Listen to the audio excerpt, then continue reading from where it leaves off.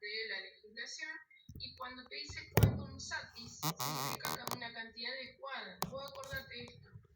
Quiero decir, en ese caso no hay una concentración máxima permitida.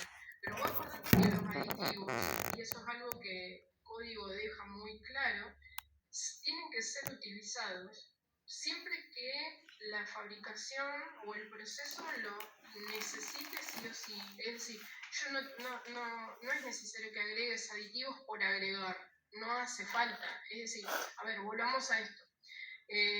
Hablábamos recién de los colorantes.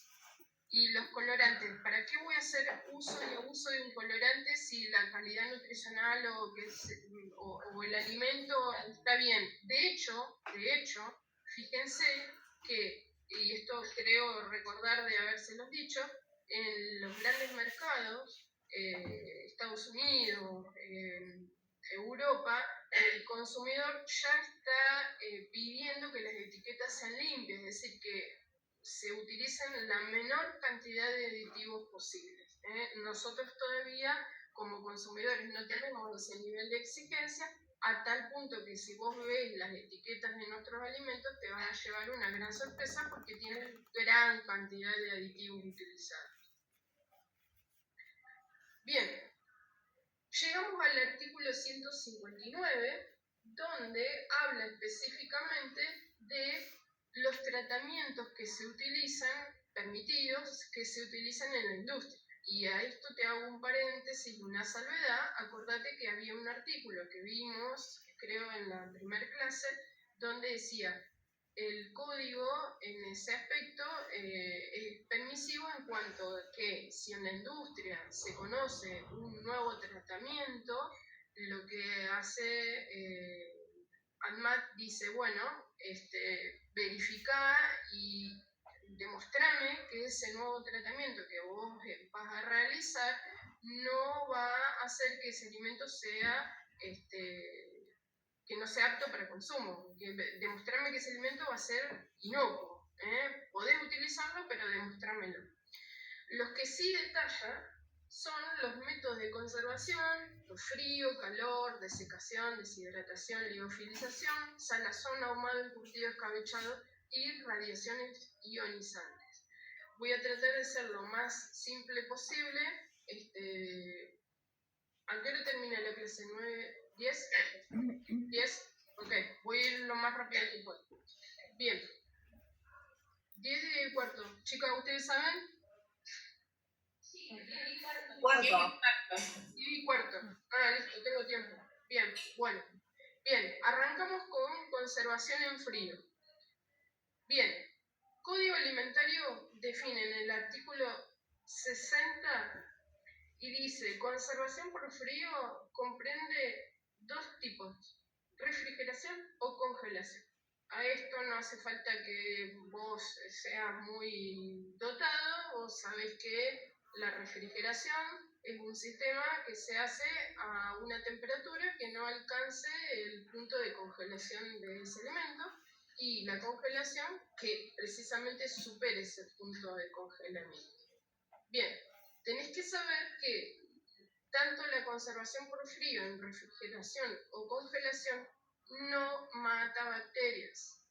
No mata bacterias. Lo que hace es inhibirlas. ¿Por qué? Porque enlentece las funciones metabólicas de esas bacterias y inhibe la actividad enzimática.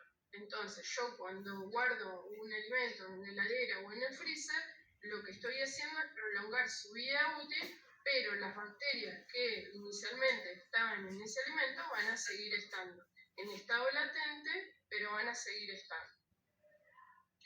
Bien, en la refrigeración, la ventaja que tiene la refrigeración con respecto a la congelación es que por lo general no hay un cambio significativo en los caracteres organolépticos de ese alimento. Es decir, en la vida útil de ese alimento va a tener el olor, el sabor, el color, por supuesto que va a haber un deterioro, pero el tiempo que vos lo conserves dentro de refrigeración se mantiene proporcionalmente a medida que va pasando ese tiempo esas características organolépticas. En el caso de la congelación, todo depende del tipo de congelación. Y acá es todo un tema. ¿Por qué?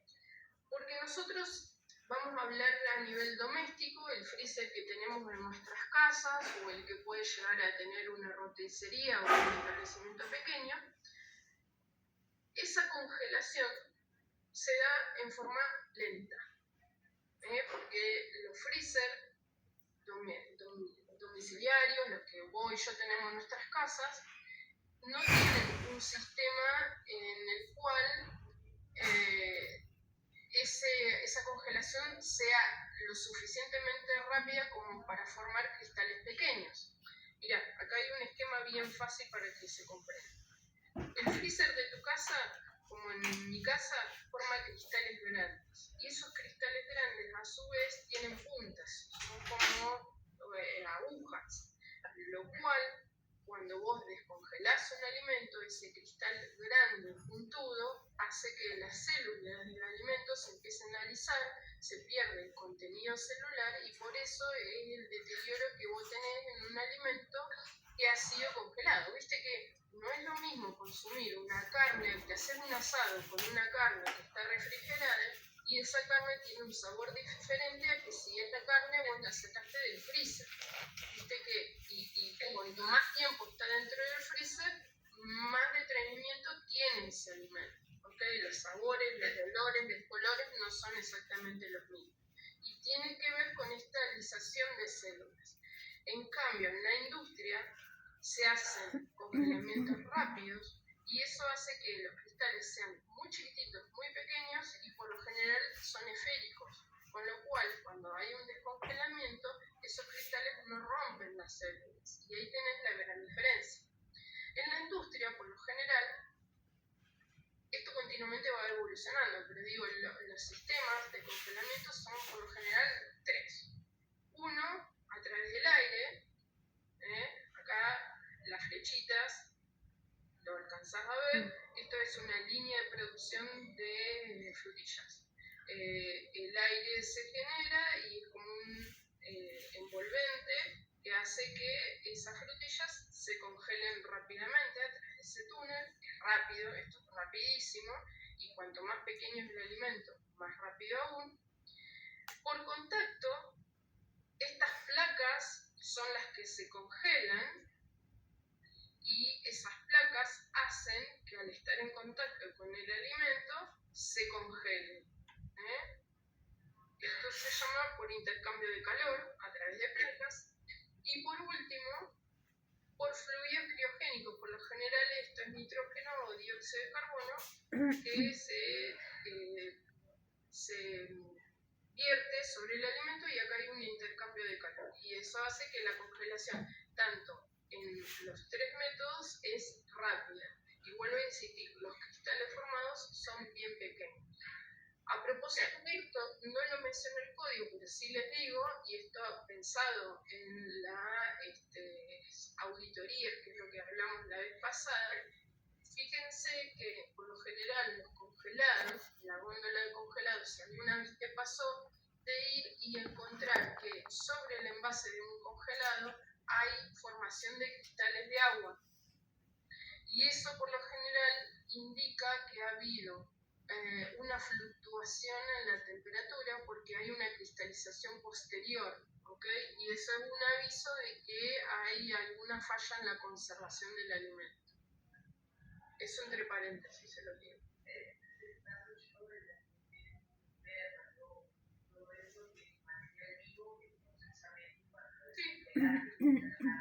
Sí, es esto. Bueno, ok, acá una de las chicas me dice que se retrotrajo a la congelación de óvulos, de espermas, lo que fuere, porque ella es agrónoma, ¿cierto? Ok, y entonces lo debe aplicar en su profesión.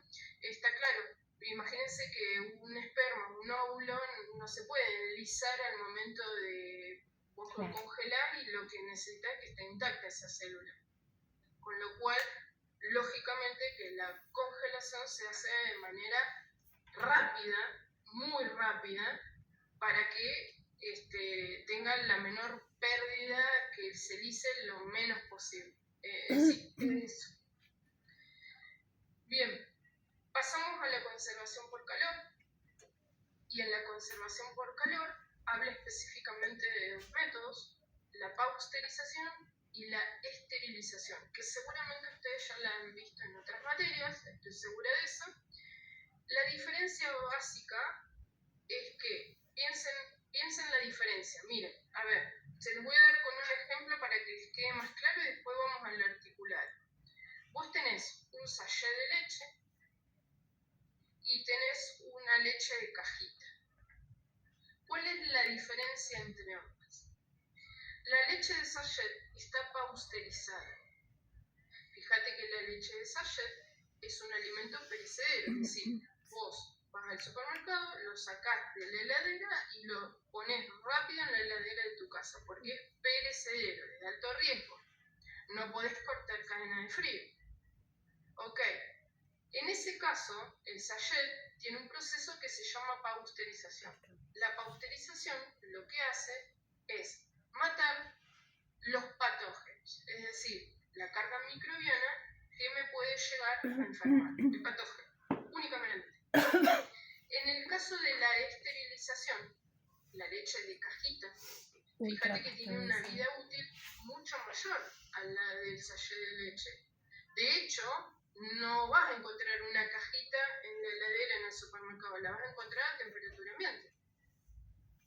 ¿Y eso a qué se debe? Bueno, porque en la esterilización, que es un proceso térmico más drástico que la pasteurización, vos no solo matás los patógenos, sino que matás la flora acompañante, la flora banal, e incluso matás las esporas que pueden llegar a haber formado esos microorganismos. Y esa diferencia en el tiempo y la temperatura de cada uno de esos dos procesos hace que se prolongue esa vida útil en el caso de los alimentos esterilizados. ¿Está bien? Quedó claro eso, ¿no? Es un concepto importante. Sí, eso lo habíamos hablado en micro en un momento cuando salía la propaganda de las leches en sachet que decía menor cantidad, no sé, menor a 100.000 bacterias, y era como menor a 100.000, o sea, no debería tener nada. Y ahí empezó el debate de la diferencia entre una de sachet y una que está esterilizada, que es la de caja. Exactamente. O sea, no es que no tiene bacterias, sí las tiene. Sí las tiene. Son las banales, ¿ok? Las que no me van a enfermar, pero las tiene. Y eso hace que ese sachet dure máximo entre 5 y 7 días. En cambio, el de cajita vos lo podés conservar meses. Exactamente. Bueno, bien.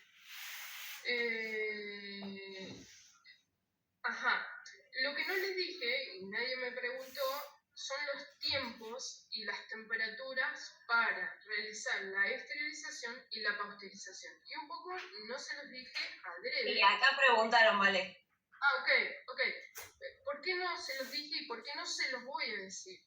Esta tabla que yo les puse en la presentación está sacada de un libro y es una referencia, pero ustedes piensen que no está estandarizado el tiempo y la temperatura así. Por supuesto que hay trabajos y hay reportes y hay fuentes como las que yo les acabo de, y lógicamente que vos vas a ir por ahí siempre, lo que ya está estudiado. Pero vos pensás que el tiempo y la temperatura va a depender del tipo de alimento. Va a depender de si haces esa pasteurización o esterilización fuera del envase o ya dentro del envase, y entonces el envase va a incidir a esa cantidad de tiempo, en el tiempo de envase, y va a incidir en el tiempo, en la temperatura.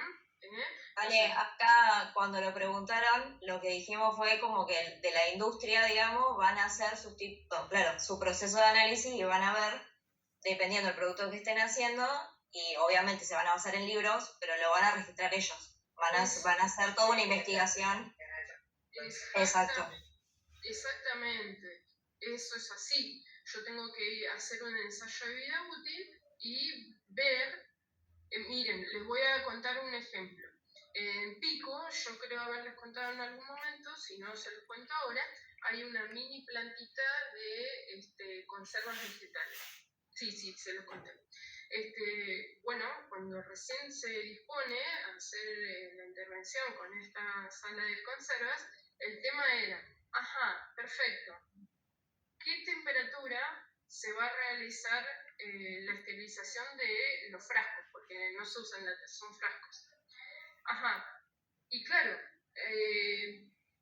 la técnica que estaba trabajando en esa planta, se le vino todo un mundo. ¿Por qué? Porque imagínense que venía un emprendedor y hacía, no sé, un chutney de pepinillos. Otra que quería hacer un escabechado de ají morrón. Otra que quería hacer, una diversidad terrible, y no es que ella podía unificar y decir, voy a hacer una esterilización a tantos minutos, tantos grados. No, a cada uno de los productos ella tuvo que hacer todo un ensayo de vida útil para saber cuál, se volvió loca, básicamente les digo, que no se entere que les digo, pero, tuvo que trabajar en mucho porque, está bien y está claro que hay papers y publicaciones en las cuales yo me puedo basar, pero vuelvo a insistir, en cada proceso hay que determinar fehacientemente que esa temperatura y esa presión que vos vas a utilizar sean las adecuadas y las correctas para que en definitiva tu alimento se inocue. Bien hacían mermelada, ¿o no, Vale? Si estamos hablando de la misma. Sí, después no la vamos a nombrar, pero claro, trató de unificar y categorizar y decir, bueno, vamos por acá, porque si no era complejo la función. Sí, nosotros le hacíamos los análisis para ella ir comprobando de que su esterilización sea... Claro, exactamente. Por eso sí, hacía de todo tipo, hacía conservas y hacía mermeladas, y me parece que nada más. Sí.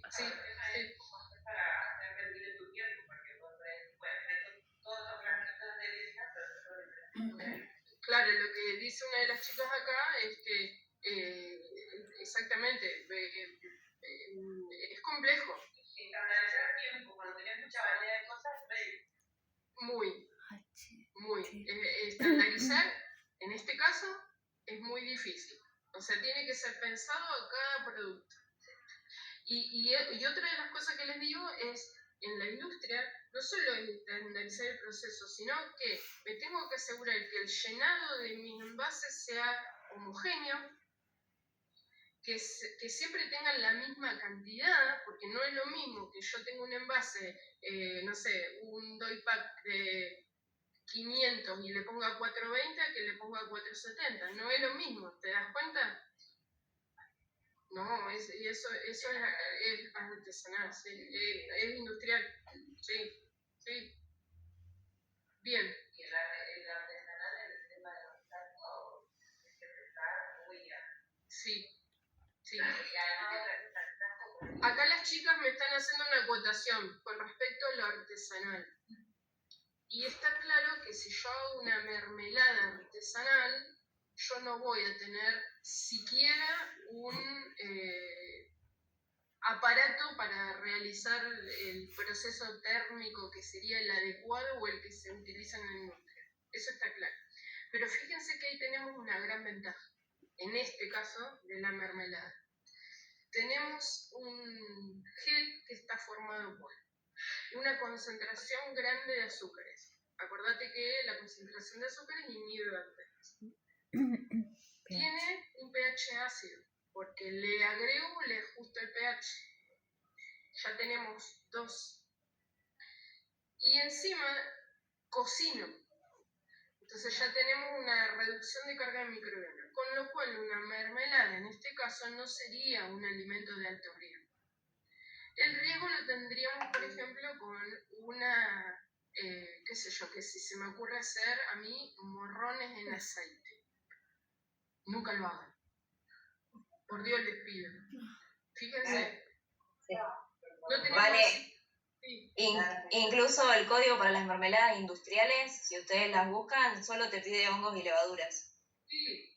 O sea, industriales, que tiene como más proceso porque saben que no crece nada. Exactamente, no induce a un riesgo. Ahora, ya cuando tengo una conserva donde no tengo acidez, porque le estoy poniendo el aceite, donde puede haber un desarrollo de Clostridium botulinum que guarda, el Clostridium mata, o sea, literal, mata todos los años. A nosotros nos toca un poco de lejos porque nosotros no somos una provincia productora de conservas, pero Mendoza, Río Negro, esas provincias por lo general todos los años tienen algún caso de Clostridium botulinum. Tal es así que la semana pasada en Buenos Aires hubo un caso, un reporte de una familia, fue una juntada familiar y tenían, una parte de la familia estaba en Mendoza, o sea que ya sabemos quiénes fueron los culpables, llevaron no sé qué y todos hospitalizados. Así que guarda con las conservas caseras, por favor, no se larguen a hacer cosas locas, más bien compren si van a querer comer un escabeche o guarda con eso. Bien, yo les agregué en la presentación, y de hecho se los agregué en el material de estudio, el escaldado. Lo agregué yo, ¿por qué? Porque en el código no lo menciona, pero sí es un método que está ampliamente utilizado, por eso me tomé el atrevimiento de agregarlo. No está en el Código Alimentario Argentino, pero se usa y mucho. El escaldado, por lo general, se usa post-congelación de frutas y verduras. Y les voy a dar un ejemplo y ustedes van a entender de lo que les hablo. Vieron que vos comprás una bolsita de alguna fruta o verdura que viene congelada, ejemplo, las chauchas, el choclo, la selga, y viste que tiene unos colores divinos. Nunca vas a encontrar una chaucha que esté dura, que esté fibrosa, y bueno, ¿y eso por qué es? Porque se congela y se escalda. Ese escaldado, también llamado blanqueo, lo que es básicamente es sumergir o con vapor o por sumersión, se ponen los vegetales poco tiempo a una temperatura que no excede el punto, el PC del agua, digamos por lo general es 80, 90 grados, no más que eso, no llega nunca a 100, y no se cocinan los alimentos, no, se pasan poco tiempo por ese agua y lo que se logra es inactivar enzimas. Eso hace que se alargue la vida útil, que preserve caracteres organolépticos como el olor, el color, el sabor, por eso esos verdes brillantes o ese amarillo que tiene el choclo que ves en la bolsita del congelado, y a su vez facilita la textura. También es utilizado, que no lo puse pero te lo digo, es muy utilizado en la industria avícola. ¿Por qué? Para facilitar el desplume de las aves, se los escaldan los pollos y entonces los dedos hacen que una vez que pase el pollito, le saca mucho más fácil las plumas. Es un blanqueo que se hace. En realidad el agua caliente que abre el poro de la piel. Claro, y entonces facilita el desplume. Sí, sí. También no se usa como para inhibir enzimas y demás, sino para facilitar el proceso de pelado. El escaldado es una casa. Sí, es un blanqueo, exactamente, un escaldado. Sí, es eso. Sí, lo hace uno en la casa, exactamente. Bien, llegamos a la desecación, la deshidratación y la liofilización. Bueno, básicamente la desecación y la deshidratación son procesos que son muy similares. La diferencia es que la desecación se hace en condiciones ambientales. Si alguna vez vieron alguna industria en Mendoza y demás, que hablábamos que son productores de vegetales, van a encontrar con que hay camas donde se ponen las frutas y se van desecando al sol, no sé, una ciruela o las uvas, se hacen naturalmente con el sol. Y la deshidratación ya incluye un calor artificial, digo, o sea, es la misma desecación, pero no natural, sino con algo que uno le propina al alimento. Vienen máquinas que son incluso para domicilio, domésticas, para hacer esa desecación. Sí, también, sí. Lo que pasa es que lo que dice ya están pensadas esos hornos que vienen domiciliarios para desecar, para que no, vos al ponerlo en un horno, ya le cambia el sabor, le cambia el olor, claro, lo cocinás básicamente. Si bien estás eliminando agua, lo estás cocinando. En el caso de lo que dice ella, no, solamente le quito el agua, lo deshidrato. Sí.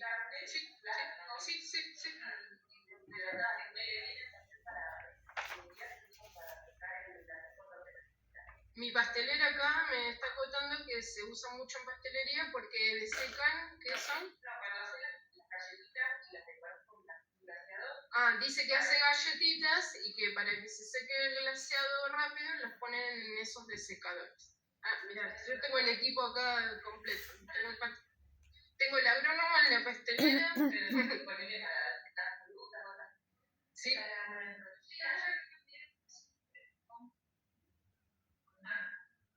Sí. Nos estamos yendo por las ramas, pero acá las chicas me dicen que ahí estaban mirando que bajo esta técnica deshidratan frutas como el mango para hacer carteras, zapatos. Yo lo había visto también, sí. Mango. Bien, bueno, volvamos. En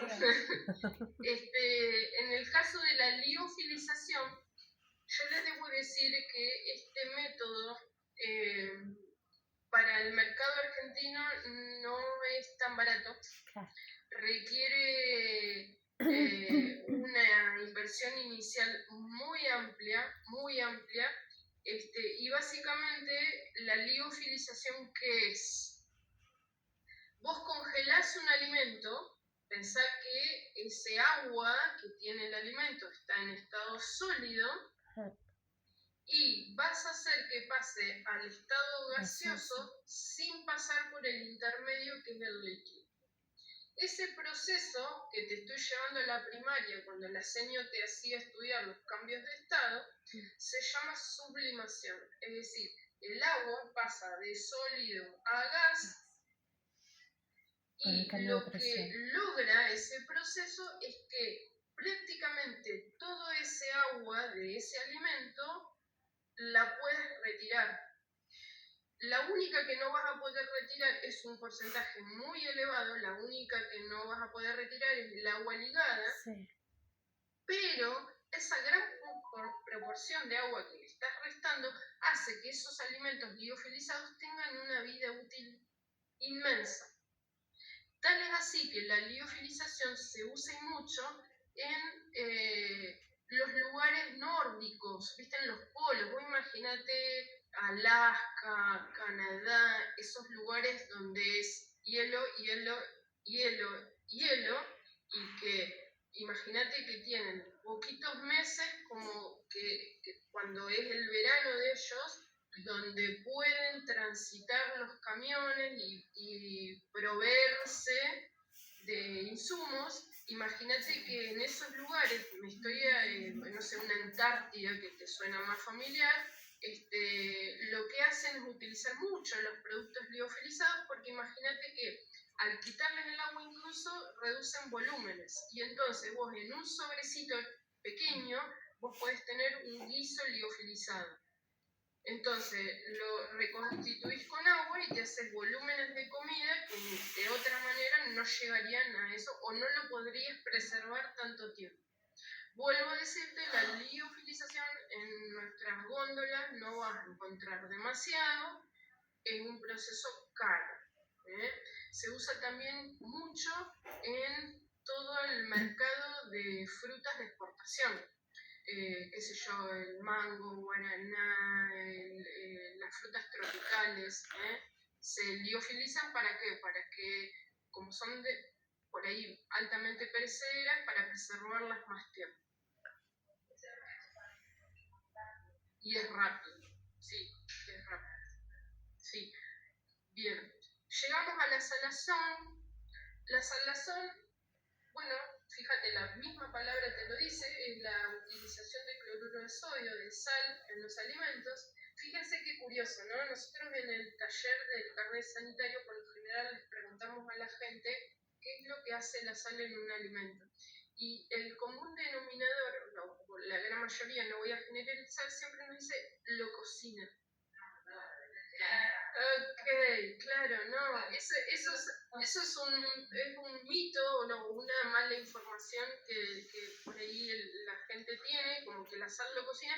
Nosotros en chiste le decimos, claro, prende la hornalla, ¿no? Y la sal, como para que se den cuenta que en realidad lo que hace la sal es deshidratar. Esto con el agua disponible retiene ese agua y entonces de hecho, este es uno de los primeros métodos de conservación de alimentos. No sé si ustedes son muy chiquititos todos, pero se usaba el charqui, el famoso charqui, que era carne salada, como imagínense que no había heladeras ni nada por el estilo, entonces era la manera. En el norte sigue habiendo el charqui, es una manera de conservar. Y esa salazón se puede hacer en seco, es decir, salando el alimento con cloruro de sodio en cristal o bien sumergiéndolo en una solución salina, como los quesos, por ejemplo. Exactamente. Bueno, el ahumado es otro de los métodos que está categorizado en el artículo 171 y lo que habla en este caso este artículo es que prohíbe el ahumado realizado con maderas resinosas, y eso por una cuestión obvia, van a impartir olores y sabores desagradables, y también puede haber maderas que tengan fenoles, compuestos de hidrocarburos policíclicos. Esto ya es muy químico orgánico, pero digo, por lo general estos compuestos tienen una toxicidad que al momento de ahumar pasa el alimento. Entonces, hace la categorización de qué maderas pueden ser utilizadas y cuáles no. El encurtido. Bueno, a ver, ¿qué es un encurtido? Y guarda el piojo que hay una pequeña diferencia, después cuando procesen la información se van a acordar de lo que les digo, pero por las dudas ya lo charlamos. ¿Cuál es la diferencia entre el encurtido y el escabechado? Ok, ¿cuál es la diferencia? Ambos, tanto el encurtido como el escabechado, es un método en el cual se somete el alimento al vinagre, al ácido acético, en los dos.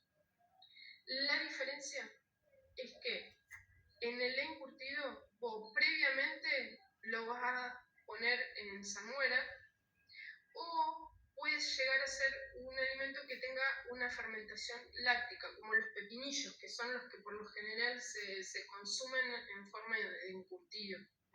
Esa es la diferencia y yo te lo marqué para que vos te acuerdes en la presentación, te lo marqué con naranja para que vos recuerdes cuál es la diferencia entre encurtido y escabechado. Bueno, en ambos casos, después, una vez que vos los trataste con vinagre, dice la legislación que los podés tratar con cloruro de sodio, que le podés agregar condimentos, especies y un montón incluso en el encurtido habla de que le podés agregar azúcar, dextrosa, jarabe, condimentos, aceites, colorantes, o sea, se permite una amplia variabilidad de agregados. Y en ambos casos, habla de que ese producto, y esto creo que lo charlamos en vegetales, no debe superar un pH mayor al 4.3. ¿Se acuerdan? Nosotros lo vimos con la mermelada, creo, que yo les comenté cuando hicieron el práctico, que un pH menor a 4.3 inhibe el desarrollo del maldito Clostridium botulinum, que era el que estábamos hablando hoy, que es un microorganismo anaeróbico y que si no tiene esa pH, puede esporular. Y ahí es donde y formar toxina. Y ahí es donde está el riesgo de este tipo de productos, tanto el encurtido como el escabechado. Claro. Está buenísimo. Es un poquito más leve que esto. Sí, pero guarda que, mira, el Pero, escabechado también, sí, el código alimentario dice que puede ser crudo o cocido. buenísimo. El sumido, sí, está bien, pero acuérdense que puede ser de los dos. La diferencia es que Yo uno hace puede años tratar que con lo hice y todavía me salmuera acuerdo. y el otro no. Esa es la diferencia. Esa puede llegar a ser una preguntita de examen, para que lo tengan en cuenta. Se sospechó, ¿no? La compañera de... No. Sí. Sí, la compañera. Eso se sospechó, ¿no?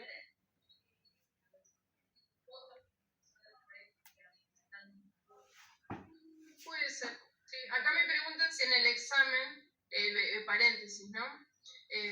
Si en el examen puede llegar a ver alguna foto como para analizar algo, a lo cual yo le digo, puede haber cualquier cosa, sí, espérense cualquier cosa, pueden llegar a ser. Ay, escuché un ay. Okay. Acá empezaron a abrir los ojos, no sé, todo medio raro. Se despertaron. Lo Se logré. despertaron a las 10 de la mañana.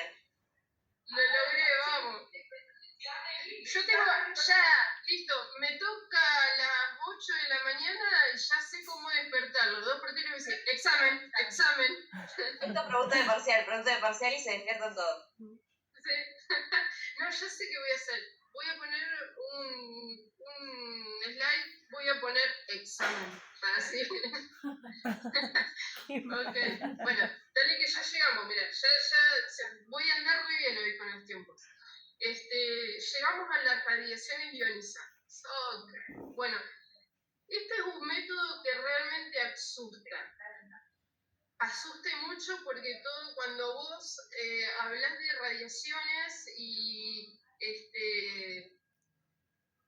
te hace presuponer, no sé si todos en algún momento habrán visto Los Simpsons, pero te hace imaginarte a Homero en la planta nuclear y el pescado con los 3 ojos y qué sé yo. Y este es todo un tema de debate. Lo importante, siempre que a mí me preguntan si son seguros o no los alimentos que se irradian, yo les voy a contestar lo siguiente. Cada uno como consumidor tiene la facultad de elegir. Ok, en tanto y en cuanto en la etiqueta de los alimentos o en el envase diga que es un alimento que ha sido tratado con radiación, perfecto, eso te da a vos la posibilidad de elegir. El problema es cuando no aparece que es un alimento irradiado. Y eso se puede dar sobre todo con las frutas y las verduras, que por lo general vos cuando vas a la verdulería están a granel, vos no ves en la caja o en la bolsa en la cual vinieron. Entonces te da poca chance de saber si las cebollas que vos estás comprando fueron irradiadas o no. Entonces ahí la desinformación al consumidor es lo que hace la diferencia. Bueno, el código habla de una categoría, son 8 clases de categorías de los alimentos que expresamente y únicamente pueden ser irradiados. Esto es a nivel internacional, no solo en Argentina. Clase 1, bulbos, tubérculos y raíces. Clase 2, frutas y vegetales frescos. Clase 3, cereales, harinas, legumbres, semillas oleaginosas y frutas secas. Clase 4 son también vegetales y frutas, pero los desecados, los deshidratados, las infusiones, té, café. Clase 5, hongos. Clase 6, pescados, mariscos y productos congelados, subproductos congelados frescos, aves, carnes bovinas, porcina, caprina, y la última clase que son alimentos de origen animal desecados. Son los únicos que pueden ser irradiados en nuestro país. Ok, cosa que no es fácil y está muy bien que así sea. No cualquiera puede usar esta tecnología. Tiene que ser un establecimiento expresamente habilitado por la Comisión Nacional de Energía Atómica, por eso te puse este simbolito. Son normas muy rigurosas y está perfecto que así sea. No cualquier caminante, no cualquier manipulador puede irradiar. Vuelvo a decirles, hay un protocolo de seguridad y protocolos que están muy perfectamente cuidados. ¿Cómo vos como consumidor te das cuenta?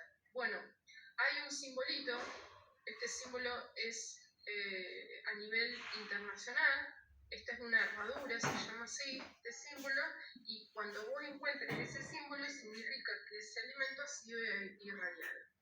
Yo cuando armé la presentación estaba tratando de ver si en el mercado aparecía algún producto que sea masivo, ¿viste? Algún producto que no sea familiar, alguna marca grande que irradie alimentos. La verdad no encontré. Esta es una etiqueta estadounidense, no está en Argentina. Este mango sí es un ingreso, lo encontré en un sitio donde fue una importación de mangos que venían de Estados Unidos y obligatoriamente la Comisión Nacional de Energía Atómica y la ANMAT exigieron que a cada uno de los productos se les pusiera el etiquetado. Y fíjense que en Balseiro la CENEA tiene una sede que está en Bariloche, y hay algún tipo de proyecto en forma conjunta con la Universidad Nacional de Entre Ríos, donde lo que han hecho es desarrollar 2 productos pensados para algún sector de la población carente, donde desarrollaron un pan que le llaman super nutritivo. Ese es un pan que tiene el agregado de varios minerales, vitaminas, y que está irradiado pensando en extender la vida útil de ese pan. También frutas y verduras, que es por lo general el mercado donde más cantidad de productos irradiados hay. Acá en Argentina, vuelvo a decirles, no hay demasiada cantidad. Sí hay un segmento del mercado que son los frutos rojos, la frutilla, los arándanos, los blackberries que le llaman, que por lo general se exportan, y hay alguna parte de esos alimentos que se exportan que son irradiados. ¿Por qué? Porque la radiación lo que hace es prolongar y mucho la vida útil de ese alimento. Entonces, como son frutas que tienen una caducidad pequeña, a partir de la irradiación les permite, imagínense que en el traslado y entrega y demás se lleva varios tiempos, entonces por lo general tiene mucha merma en el producto.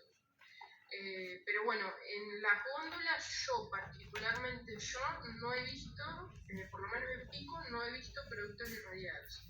Así que... Vale, acá hay en algunas verdulerías ya está viniendo el mango y todas esas frutas, digamos, que no son...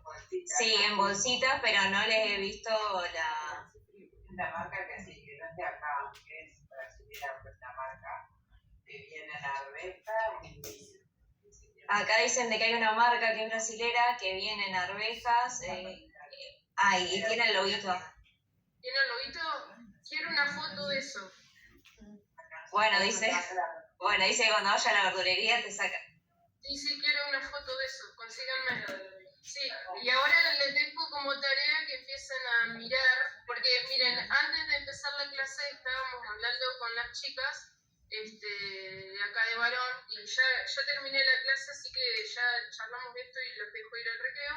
Estábamos hablando con las chicas de que a partir de todas estas clases y sobre todo el que vio la película, como que ellas me decían que empezaron a mirar un poquito más y a ver más allá del mostrador. Y bueno, creo que en algún punto esto es lo que buscamos con las chicas, que a ustedes se les abra la cabeza, porque piensan que ustedes son los futuros profesionales, que en definitiva necesitamos que la población en general empiece de a poquito a ir un poquito más allá de leer simplemente una fecha de vencimiento en un rótulo. Entonces, toda esta información que nosotros tratamos de brindarles y de romperles la cabeza, como digo yo, con todo esto que la idea es replicarlo, que ustedes en cada uno de sus ciudades y de su función y de su trabajo empiece a ampliar su panorama, y que no se naturalicen cosas que no se tienen que naturalizar. No quiero spoilear la película para que el que no la vio realmente la mire, pero creo que después que miren esa película seguramente que les haga un clic la cabeza.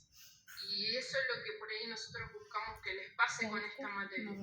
Después lo que aprendan o no aprendan ya es una cuestión personal, pero sí, es un caso real, sí, eso es lo triste. Sí. Bueno, chicos, que tengan buen fin de semana, que la pasen lindo y nos vemos el otro sábado, no este que viene, el otro sábado nos empezamos a ver en los laboratorios. Bueno, vale, gracias. Chao, gente, adiós.